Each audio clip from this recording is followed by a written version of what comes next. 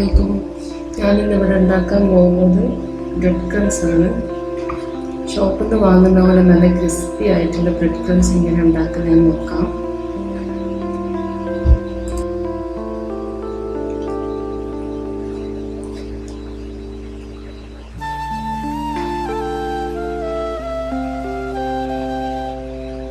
അതിനുവേണ്ടി ഞാനിവിടെ 10 സ്ലൈസ് ബ്രെഡാണ് എടുത്തിട്ടുള്ളത്.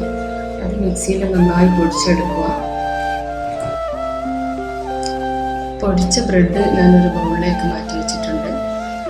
പിന്നെ ഒരു പാൻ എടുത്ത് ലോ ഫ്ലെയിമിൽ വെക്കുക. അതിലേക്ക് ഒരു ടേബിൾ സ്പൂൺ ഗീ ഒഴിക്കുക. ഞാനിവിടെ ഗീയാണ് യൂസ് ചെയ്തത്. ഗീ ഉണ്ടെങ്കിൽ ബട്ടർ ഏതായാലും പ്രശ്നമില്ല.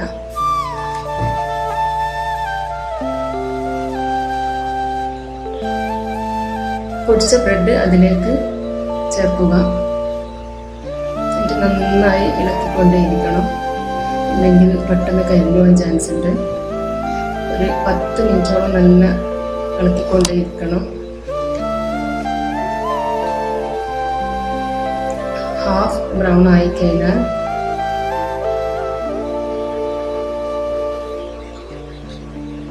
അതിൽ ഒരു ടേബിൾ സ്പൂൺ കോൺഫ്ലോർ ആഡ് ചെയ്യാം.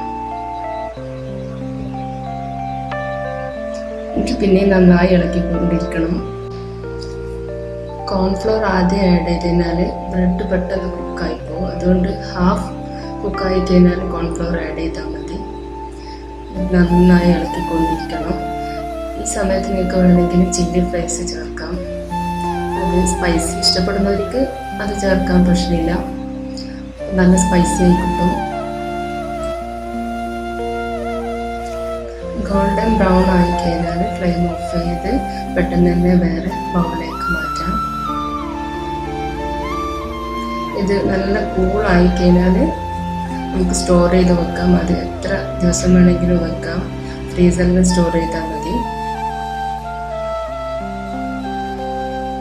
ബ്രെഡ് ക്രംസ് ഇങ്ങനെ ഉണ്ടാക്കി കഴിഞ്ഞാൽ നമുക്ക് നെയ്യ് കുടിക്കാതെ കട്ട്ലേറ്റ്, സ്പ്രിംഗ് റോള് എല്ലാം ഉണ്ടാക്കിയെടുക്കാം.